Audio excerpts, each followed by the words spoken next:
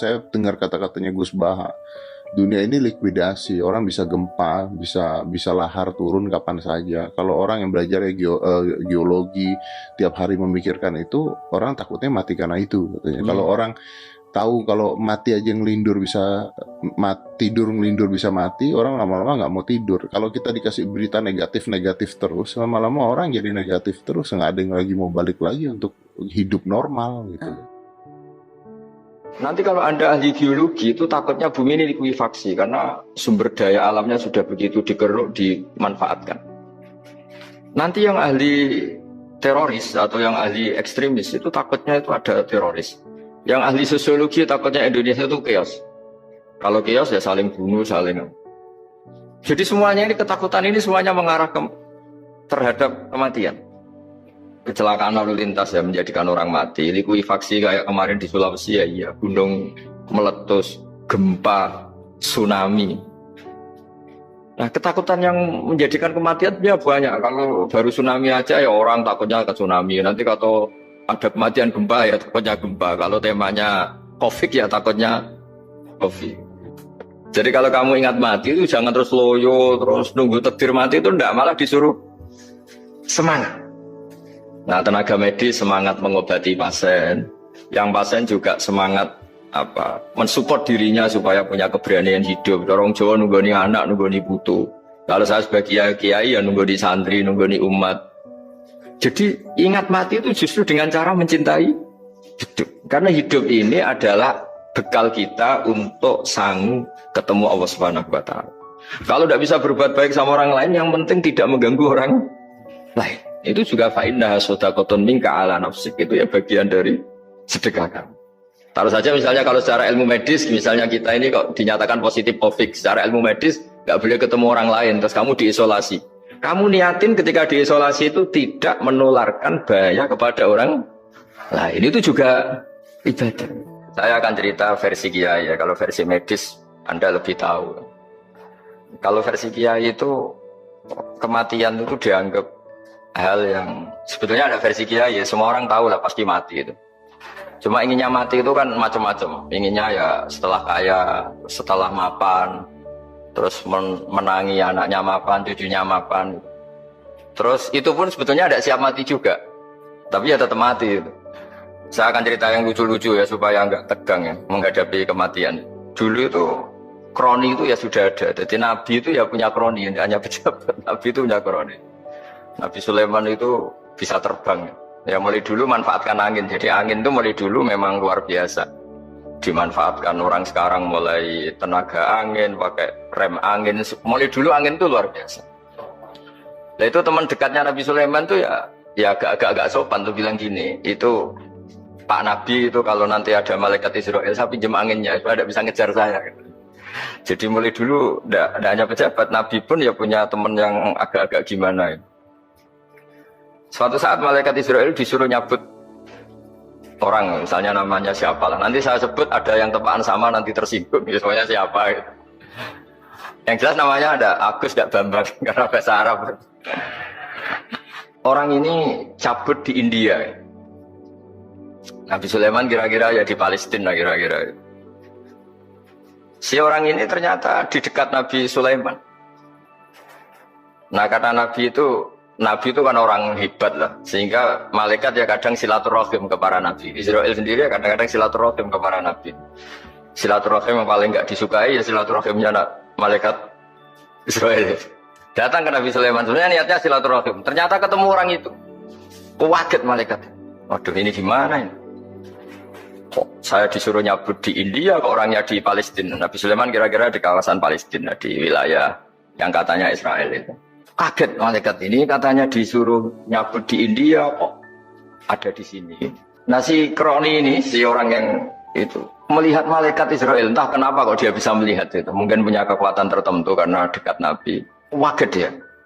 Malaikat melihat dia karena janggal ya, disuruh nyabut di India kok orangnya di Palestina. Si orang ini melihat malaikat juga takut. Malaikat itu punya hawa yang luar biasa. Akhirnya bilang ke Nabi Sulaiman, ya Nabi Allah tolong pinjemin saya angin untuk saat ini juga saya bisa terbang ke India. Dipinjemin sama Nabi Sulaiman. Akhirnya orang itu sampai ke India. Terus malaikat senyum, seneng dia. Wah ini sesuai protokol karena andai kan orang itu tetap di situ malah malaikat nggak berani ngambil karena prosedurnya harus ngambil di India. Jadi andai kan dia tetap diam di situ sebenarnya malah nggak masalah karena nggak sesuai apa panduannya harus karena dia terbang di India malaikat itu nyusul ya terus diambil karena sesuai apa. Saya kan memang dipesenin untuk memperkuat nakes teman-teman semuanya lah pasien. Tapi saya cerita dimulai dari yang seperti ini saya sengaja karena memang ya hidup itu seperti inilah pasti kita semua akan mengalami kematian cuma inginnya kita ya hidup itu ya sehat ya, terus kalau mati itu ya tidak punya utang karena berat nanti utang saya tidak tahu fikihnya itu kalau utang pribadi itu hisabnya berat kalau utangnya lembaga itu gimana ya dihitung salahnya direkturnya dihitung salah karyawan yang minta naik gaji. Saya tidak tahu kayak utangnya Indonesia itu yang disalahkan itu menterinya apa presidennya apa yang selalu mengajukan gaji 13 tidak tahu itu karena di kitab tidak dibicarakan yang dibicarakan utang-utang apa. Nah singkat cerita itu kalau ngadepin kematian atau sebenarnya yang ngadepin kehidupan juga kita ini inna sholati wa nusuki wa mahyaya wa mamati lillahi rabbil alamin. Saya bicara ilmunya kiai. Misalnya si A itu sebenarnya sudah ditulis dia mati karena kecelakaan. Yang satu ditulis mati karena sepuh, karena tua. Yang satu mati karena tersedak, yang satu mati karena ngelindur. Mungkin yang satu mati karena tenggelam. Laqad kunta fi ghaflatin min hadza fakashafna ankal fita'aka fabasurukal yauma hadid. Manusia ketika di dunia itu dianggap tidur. Tidur itu dengan tanda kutip itu bodoh. Bodoh itu tidak tahu.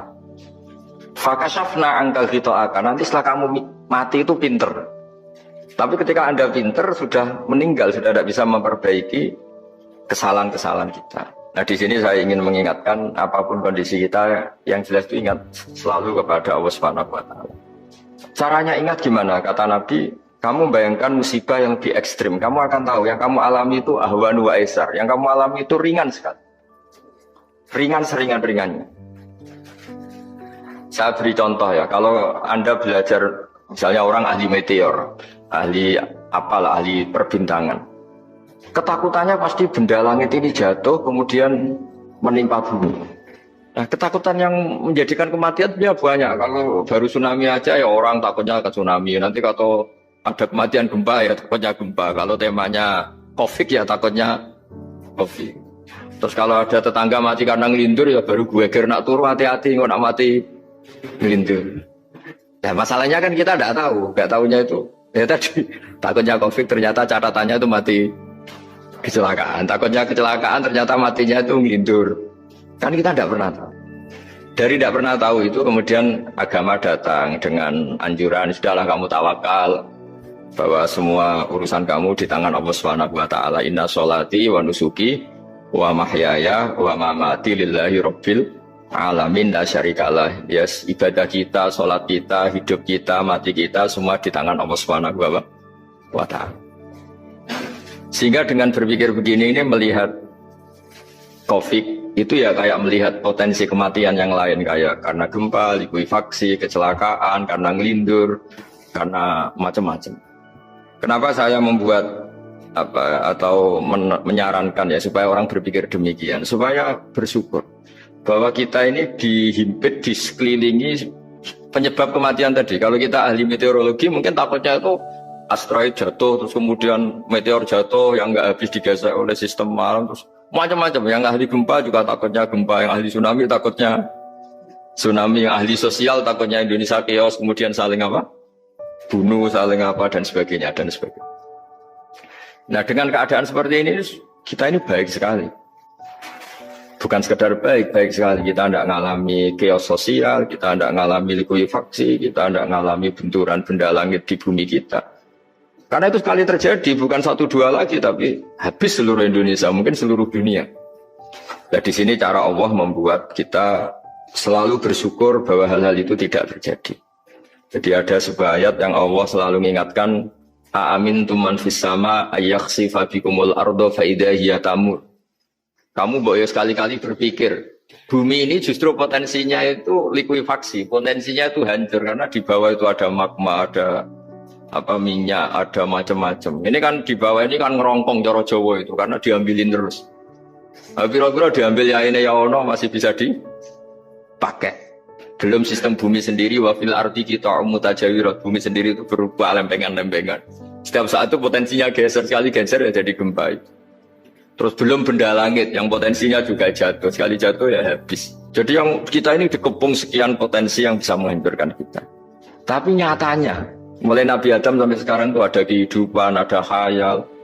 Sing Joko yang kepengen payu rabi, mungkin sing wis payu rabi yang mbok kepengen mbok raro. Macam-macam lah. Tapi yang jelas itu wong dikepung kematian kok ya khayalnya masih tinggi gitu. Tapi ini saya cerita supaya orang Indonesia itu ngerti lah bahwa yang ngepung kita itu tidak hanya COVID. Ta'addadatil asbab wal mautu wahidu. Sebab kematian bisa macam-macam, tapi kesimpulannya tetap saja namanya mati. Islam itu mengajarkan aksiru min dzikri hadhimil ladzat. Kamu harus banyak ingat mati. Tapi uniknya Islam itu menyuruh ingat mati itu disuruh justru semangat hidup. Karena kita butuh bekal itu. Jadi kalau kamu ingat mati itu jangan terus loyo, terus nunggu takdir mati itu enggak, malah disuruh semangat. Nah, tenaga medis semangat mengobati pasien, yang pasien juga semangat apa mensupport dirinya supaya punya keberanian hidup. Dorong Jawa nunggoni anak, nunggoni putu. Kalau saya sebagai kiai ya nunggoni santri, nunggoni umat. Jadi ingat mati itu justru dengan cara mencintai hidup. Karena hidup ini adalah bekal kita untuk sanggup ketemu Allah Subhanahu wa taala. Kalau tidak bisa berbuat baik sama orang lain, yang penting tidak mengganggu orang lain. Itu juga fa'innaha shadaqatun minka ala nafsik, itu ya bagian dari sedekah kamu. Taruh saja misalnya kalau secara ilmu medis, misalnya kita ini kok dinyatakan positif COVID, secara ilmu medis nggak boleh ketemu orang lain, terus kamu diisolasi. Kamu niatin ketika diisolasi itu tidak menularkan bahaya kepada orang lain, itu juga ibadah. Jadi ibadah itu gampang sekali, mudah sekali. Karena agama ini yuridu wa bikumul yusra wala yuridu bikumul usra. Agama ini mudah bukan sulit.